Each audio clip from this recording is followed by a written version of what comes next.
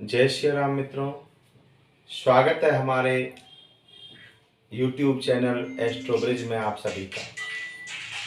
आप सब ग्रहों से संबंधित रोगों से परिचित हैं। आज हम वही विषय लेकर के आपके समक्ष उपस्थित हैं। मित्रों, जैसा कि आप सभी जानते हैं कि भारतवर्ष में वैद्य चरक जी ने अनेकों अनेक मंत्रों के द्वारा, अनेकों अनेक औषधि मंत्रों के द्वारा जनता जनार्दन को स्वस्थ रहने का संदेश दिया है। मित्रों, आज हम उसी विषय पर अर्थात चिकित्सा ज्योतिष को लेकर के आपके समक्ष उपस्थित हैं। जैसा कि आप सभी जानते हैं कि हमारे 9 ग्रह हैं। उन 9 ग्रहों का हमारे शरीर के अंदर अपना अपना कार्य है। जैसे हमारे इस मंत्र में स्पष्ट किया गया है, सूर्यो शौर्यमथेन्दुरोच्च पदवी सन्मंगलम मंगल सद्बोधे च गुरुं तगुरुतां शुक्रं सुखं संसनि राहो बाहुबलं करोतु सततां केतो कुला शून्यति नित्यं प्रीतिकरा भवन्तु मम ते सर्वे अनुकूला ग्रह। अर्थात सूर्य जो कि गर्मी का दाता है, प्रकाश का दाता है, उनका हमारे शरीर के अंदर क्या कार्य है? शौर्य देना। शौर्य हमारी हड्डियों से हमें प्राप्त होता है, हमारे उदर से हमें प्राप्त होता है, हमारे हृदय से हमें प्राप्त होता है, हमारे चक्षुओं से हमें प्राप्त होता है। सूर्य यदि हमारी कुंडली के अंदर नीच का है या कमजोर है या किसी अन्य ग्रह से ग्रसित है, तो हमारे शरीर के अंदर हमारी हड्डियों से संबंधित रोग हमें प्राप्त होगा। हमारे शरीर में विटामिन डी की कमी रहेगी। द्वितीय, हृदय, अर्थात यदि हमारी कुंडली के अंदर सूर्य नीच राशि में विराजमान है, नीच ग्रह के साथ विराजमान है, तो हमें हृदय रोग से पीड़ित करेगा। उसके संबंध में, उसके निवारण के लिए हमें उसके उपचार करने चाहिए। तृतीय, उदर, अर्थात हमारे पेट या पाचन तंत्र से संबंधित कोई रोग यदि हमें उत्पन्न होता है, तो वह भी सूर्य के कारण ही हमें प्राप्त होता है। सूर्य यदि राहु के साथ विराजमान है, सूर्य यदि केतु के साथ विराजमान है, तो हमारे उदर में, पेट में पाचन तंत्र हमारा खराब रहेगा। चौथा, आंख से संबंधित रोग सूर्य के कारण ही हमें प्राप्त होता है।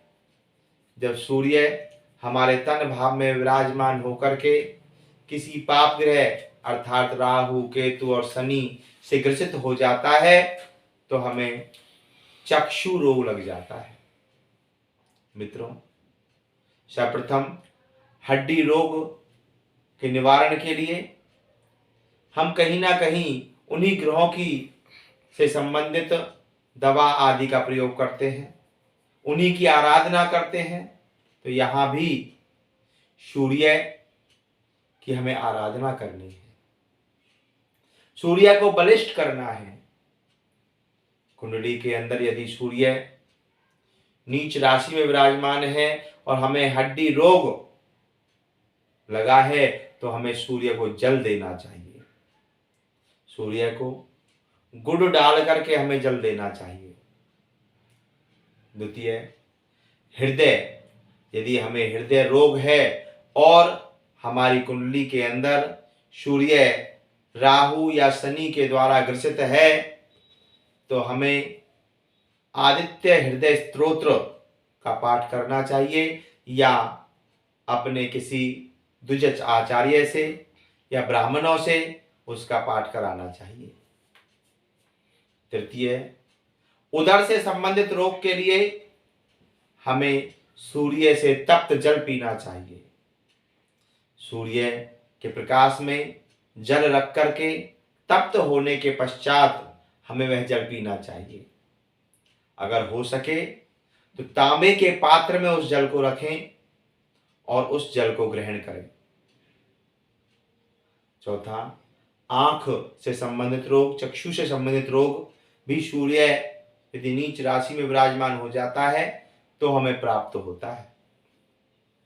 आप लोगों ने देखा होगा बहुत से बंधुओं को आज के समय में चश्मा बहुत शीघ्रता लग जाता है। छोटे छोटे बच्चों को चश्मा लग जाता है तो वह कहीं ना कहीं सूर्य उनका ग्रसित होता है और उस ग्रसित होने के कारण ही उन्हें चक्षु रोग लगता है।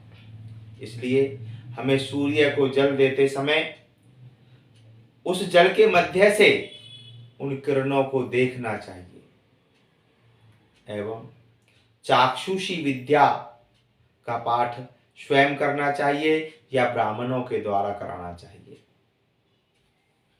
पंचम, यदि हमारे शरीर के अंदर टीबी, जो आज के समय में एक तपेदिक की बीमारी जिसे हम हिंदी में कहते हैं, हमारी भाषा में कहते हैं, तो उस रोग के निवारण के लिए भी हमें सूर्य की आराधना करनी चाहिए।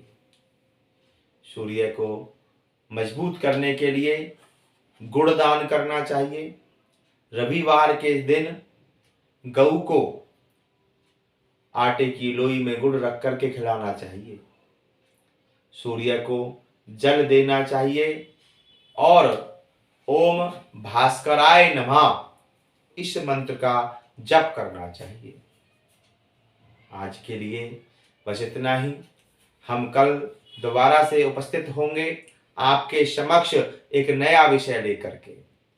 मित्रों, यदि आपको हमारा यह वीडियो अच्छा लगा हो तो इसे आप लाइक करें, सब्सक्राइब करें और अपने मित्र बंधुओं तक पहुंचाने का कार्य करें, अर्थात शेयर करें। मित्रों, यदि आपका कोई प्रश्न हो तो हमारे कमेंट बॉक्स में जाकर के आप अपना प्रश्न दें और उस प्रश्न का समाधान भी हमसे आप प्राप्त करें। आज के लिए इतना ही। जय श्री राम।